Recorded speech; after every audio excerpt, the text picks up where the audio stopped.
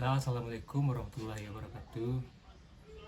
Pada kesempatan kali ini saya akan mempresentasikan materi saya dengan mata kuliah Rekayasa Material. Materi saya berjudul hubungan desain material proses dalam kasus desain mobil listrik. Hari ini saya akan memaparkan tentang hubungan penting antara desain material dan proses dalam konteks kasus desain mobil listrik. Seiring dengan pergeseran menuju mobilitas berkelanjutan, pengembangan kendaraan listrik telah menjadi fokus utama dalam industri otomotif. Dalam presentasi ini, saya akan menjelaskan bagaimana keputusan akhir terkait desain, pemilihan material, dan metode produksi yang mempengaruhi kinerja dan efisiensi kendaraan listrik. Di kasus ini, saya akan membahas pengembangan kendaraan listrik yang mengintegrasikan prinsip-prinsip desain inovatif, pemilihan material cerdas, dan teknik produksi yang modern. Mari kita mulai dengan memahami betapa krusialnya hubungan yang erat antara desain, material, dan proses produksi dalam menciptakan kendaraan listrik yang efisien dan ramah lingkungan. Dalam beberapa dekade terakhir, perhatian dunia terhadap isu-isu lingkungan telah meningkat secara signifikan. Pemanasan global, polusi udara, dan penepisan sumber daya fosil telah mendorong masyarakat global untuk mencari alternatif transportasi yang lebih ramah lingkungan. Dalam konteks ini, mobil listrik telah muncul sebagai salah satu solusi yang paling menjanjikan. Mobil listrik adalah kendaraan bertenaga listrik yang menggunakan baterai rechargeable untuk menyimpan dan menggerakkan motor listrik. Keuntungan utama dari mobil listrik adalah bahwa mereka tidak menghasilkan emisi gas-gas yang berbahaya bagi lingkungan dan mengurangi dampak negatif terhadap kualitas udara dan mengurangi jejak karbon secara keseluruhan. Namun, untuk mengadopsi mobil listrik secara lebih luas, desain yang efisien dan berkelanjutan adalah kunci. Presentasi saya ini bertujuan untuk mendalami elemen-elemen penting dari desain mobil listrik yang meliputi komponen kunci seperti baterai, motor listrik, struktur kendaraan, dan manajemen energi. Selain itu juga, saya akan membahas tren terkini dalam teknologi mobil listrik dan bagaimana industri otomotif bergerak menuju masa depan yang lebih berkelanjutan.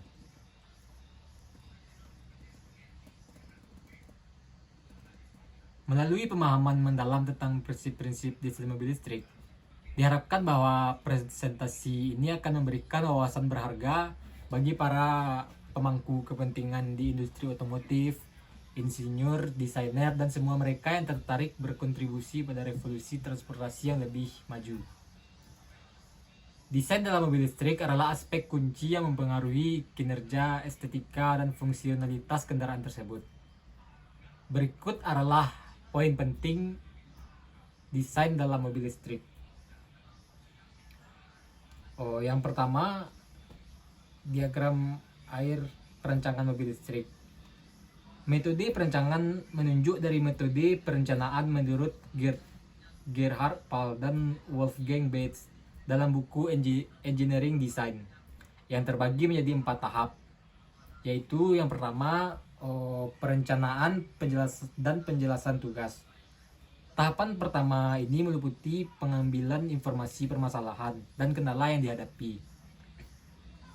Kemudian dilanjutkan dengan pengumpulan informasi persyaratan mengenai sifat dan performa tuntutan produk yang harus dimiliki untuk mendapatkan solusi. Yang kedua, perencanaan konsep produk. Perencanaan konsep produk berguna untuk memberikan beberapa solusi alternatif konsep produk yang selanjutnya. Konsepnya dievaluasi berdasarkan persyaratan teknis, ekonomi, dan lain-lain. Tahapan ini diawali dengan mengenal dan menganalisis spesifikasi produk yang telah ada. Yang ketiga adalah perencanaan produk.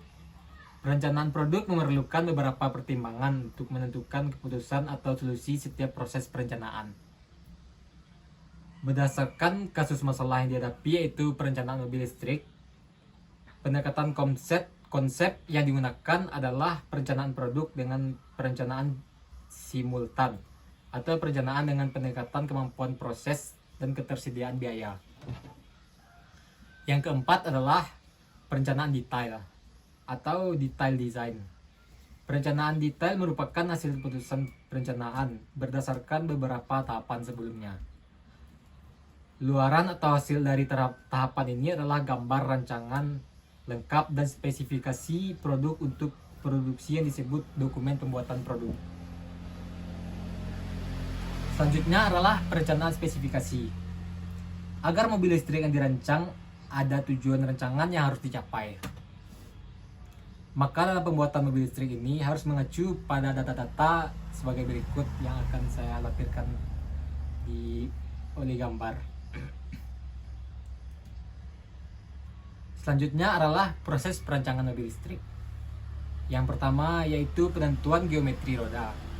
Pada sesi pembuatan awal perancangan adalah menentukan geometri dari roda yang nantinya akan digunakan sebagai acuan dalam pembuatan geometri sasis dan akan terus berlanjut ke bagian-bagian selanjutnya. Dalam pembuatan geometri roda ini,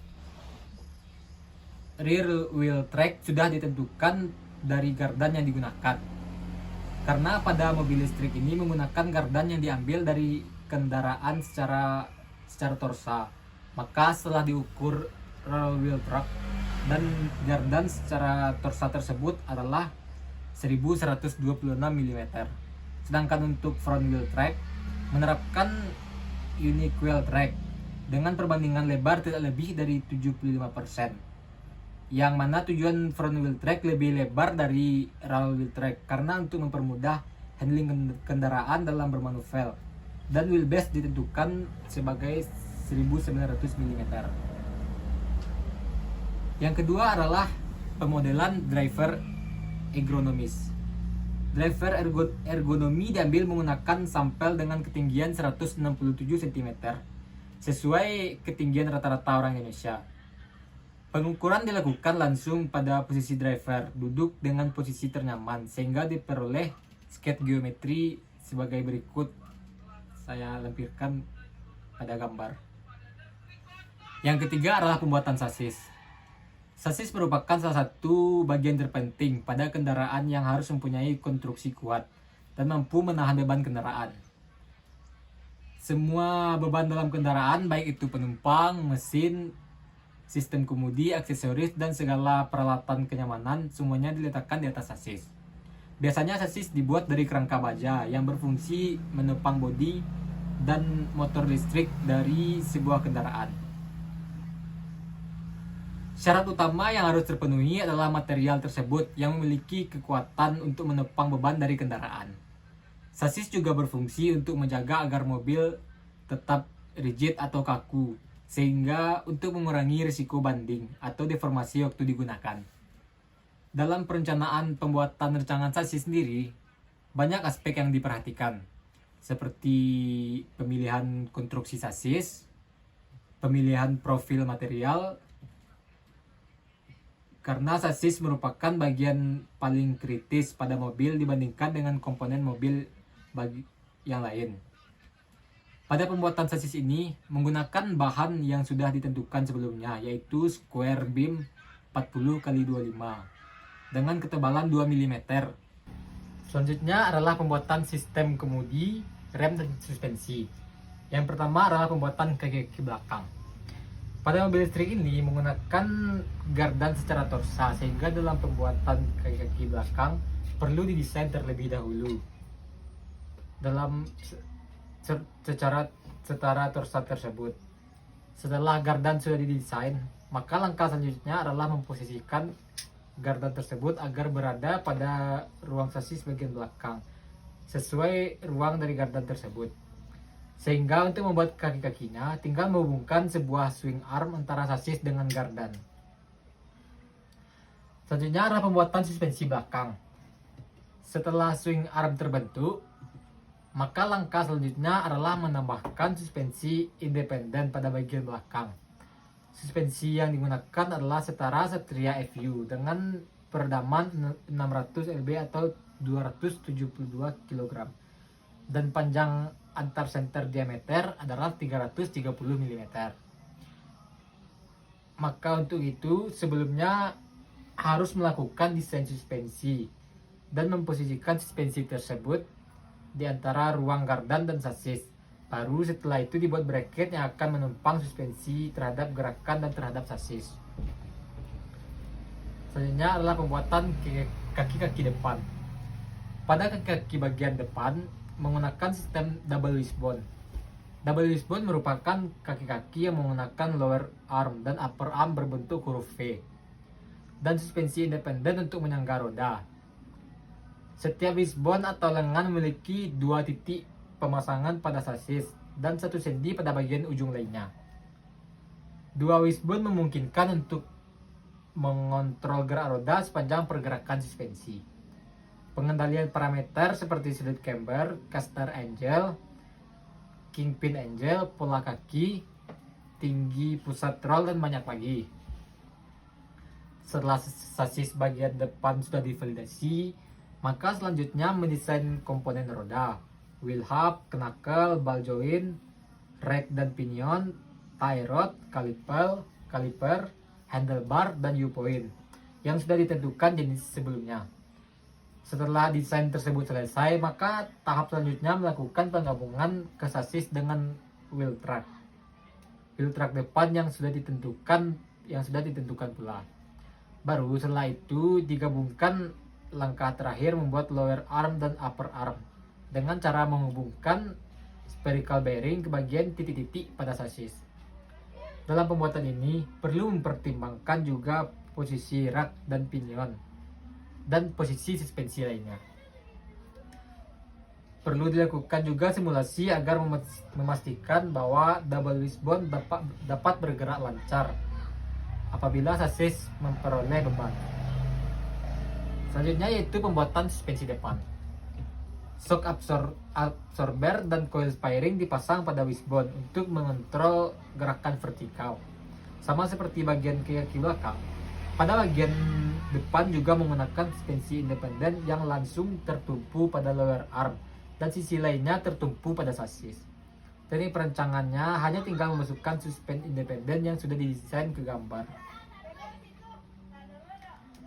Pembuatan rak pinion dan steering. Rak pinion yang diaplikasikan pada mobil listrik ini merupakan rak pinion yang setara dengan mobil Karimun.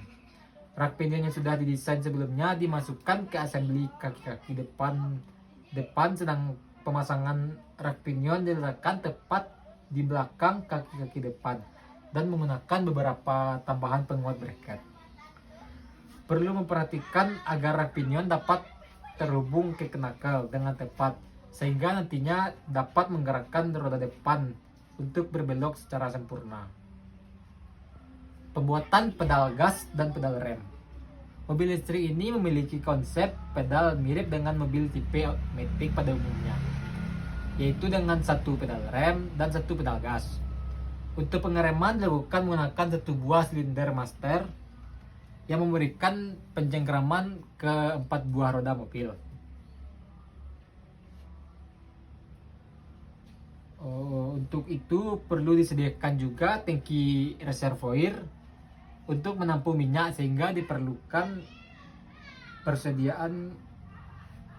perlu dibuatkan bracket agar nantinya mobil listrik menimbulkan cahaya pada lampu belakang saat dilakukan pengereman. Maka perlu juga dibuat tuas saklar dan saklar rem belakang. Sedangkan untuk gas menggunakan silinder gas throttle yang panjangnya berubah-ubah menyesuaikan dari kedalaman gas yang diinjak. Pembuatan sistem transmisi.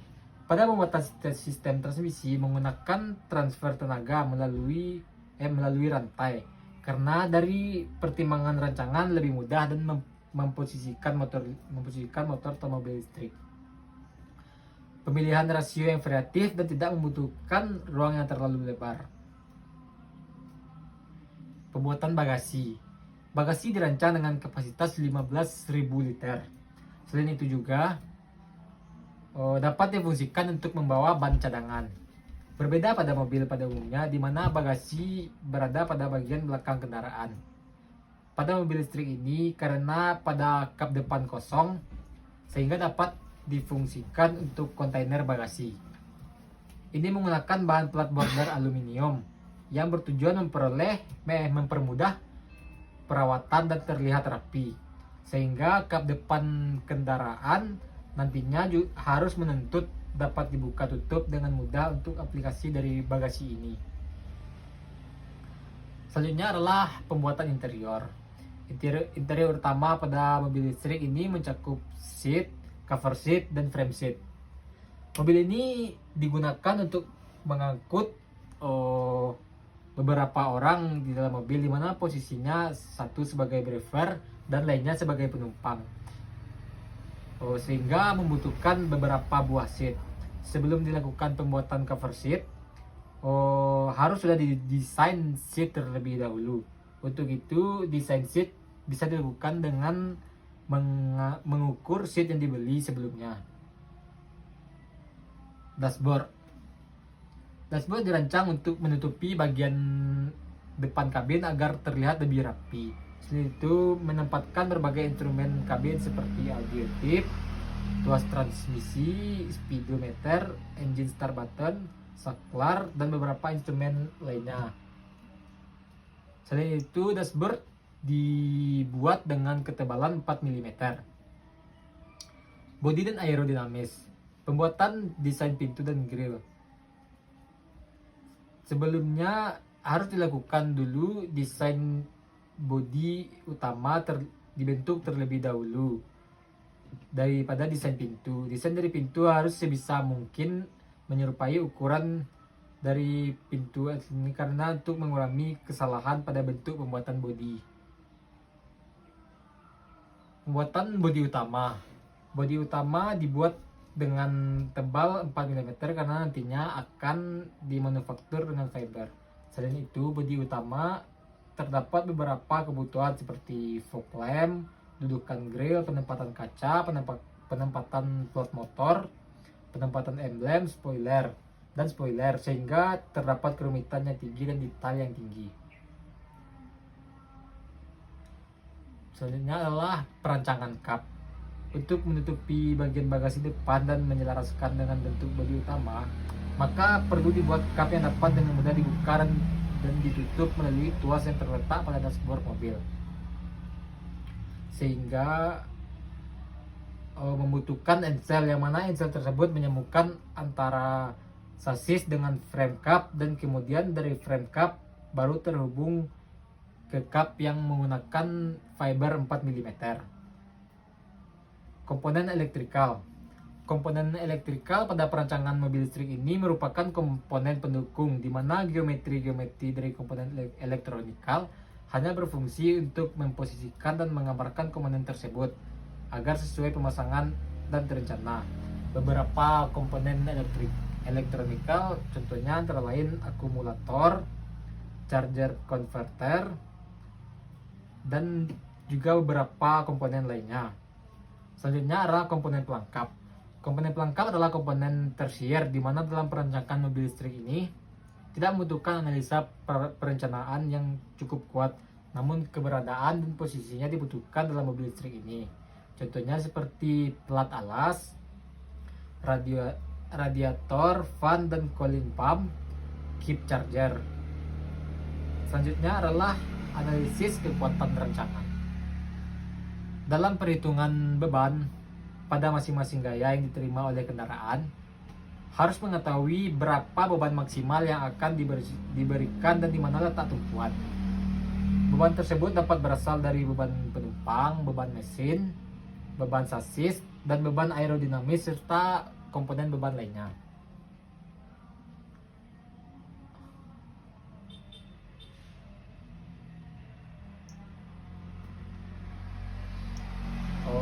Jadi kesimpulan pada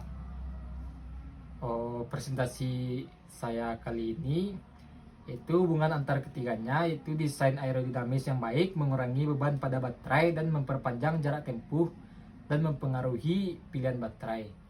Pilihan material yang ringan mempengaruhi berat total kendaraan, yang kemudian mempengaruhi kinerja baterai dan jarak tempuh. tantangan dan keputusan. Pemilihan material rangka yang harus memenuhi persyaratan kekuatan namun tetap ringan adalah tantangan utama. Keputusan untuk menggunakan produksi semi otomatis untuk mengoptimalkan efisiensi produksi dan mengurangi biaya produksi. Pembelajaran dan kesimpulan. Integrasi yang baik antara desain, material, dan proses adalah kunci untuk mengembangkan kendaraan listrik yang efisien dan berkelanjutan. Kasus ini menunjukkan bahwa mempertimbangkan faktor-faktor ini secara holistik dapat menghasilkan produk yang lebih baik dan berdampak positif pada lingkungan. Baiklah, sekian presentasi dari saya. Jika ada salah dan janggalnya, mohon maaf. Assalamualaikum warahmatullahi wabarakatuh.